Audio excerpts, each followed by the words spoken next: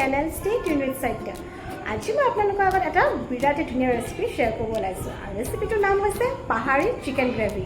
তো বলকচোন আজি আমাৰ ভিডিঅ'টো আৰম্ভ কৰোঁ আৰু আজি এই ৰেচিপিটো বনাব মোৰ বায়ে। তো বলক আপোনালোকক দেখুৱাওঁ কেনেকৈ আমি পাহাৰী চিকেন গ্ৰেভি বনাওঁ।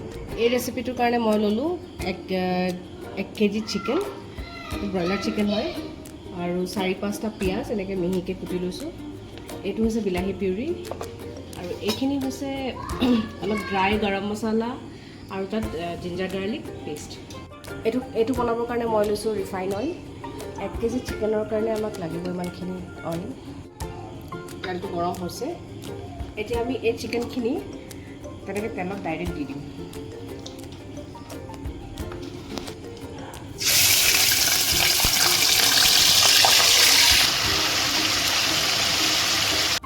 তাৰপিছত তাত দি দিছোঁ অকণমান লাল মিৰ্চ পাউডাৰ অলপ পানী।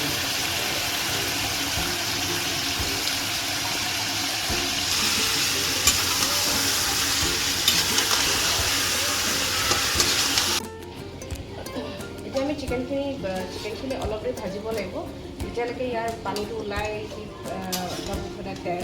তেল নোলায় আৰু তেতিয়ালৈকে চিকেনটো ফ্ৰাই কৰিব লাগিব। আৰু পানীখিনি শুকাই গ'লে আমি গম পাম যে ফাৰ্ষ্ট ফেজটো হৈ গৈছে। আৰু 10-15 মিনিট ভজাৰ পিছত দিছে এনেকৈ তেল ওলাই আহিছে, পানীখিনি শুকাই গ'ল, তেল ওলাইছে। এতিয়া আমি এইখিনি নমাই থ'ব লাগিব। এতিয়া ইয়াত এনেকৈ কাটি লোৱা পিঁয়াজখিনি দি দিব লাগিব।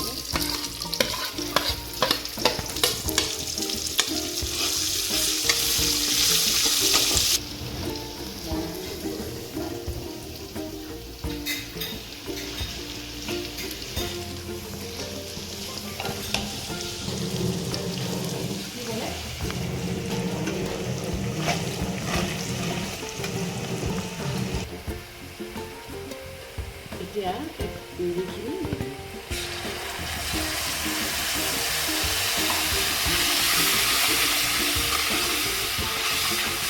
অলপ ভাজিব লাগিব, যেতিয়ালৈকে এইটো মিক্স হৈ নাযায়।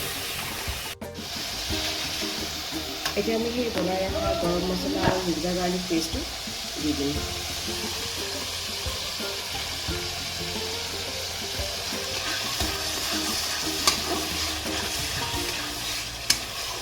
এইখিনি অকণমান দেৰি ভাজিব লাগিব, যেতিয়ালৈকে আদা নহৰুৰ গোন্ধটো গুচি নাযায়।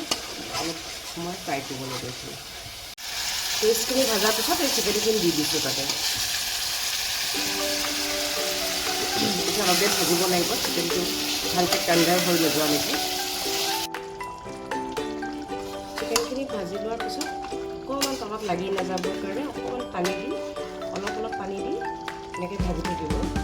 পানীটো নিজৰ জোখমতে, পানীটো কমিলে বন্ধ কৰি দিলে। কিন্তু নিজৰ হিচাপমতে আৰু কনচিষ্টেঞ্চি আপোনালোকে যেনেকুৱা বিচাৰে। এতিয়া মই অকণমান মানে অলপ ঠিক খোৱাটো বিচাৰোঁ, গতিকে মই অকণমান দেৰি ৰাখিম কম জুই। আপোনালোকে নিজৰ পচন্দ অনুসৰি তেনেকৈ ৰাখি দিব পাৰে। তাৰপিছত মই ইমানখিনি কনচিষ্টেঞ্চিত ৰাখি দিব বস্তুখিনি। আপোনালোকে যদি বিচাৰে ইয়াতে আকৌ আৰু অকণমান ঠিক কৰি দিবও পাৰে। এইখিনি চাফিচিয়েণ্ট, এনেকৈও ৰাখি দিব পাৰে।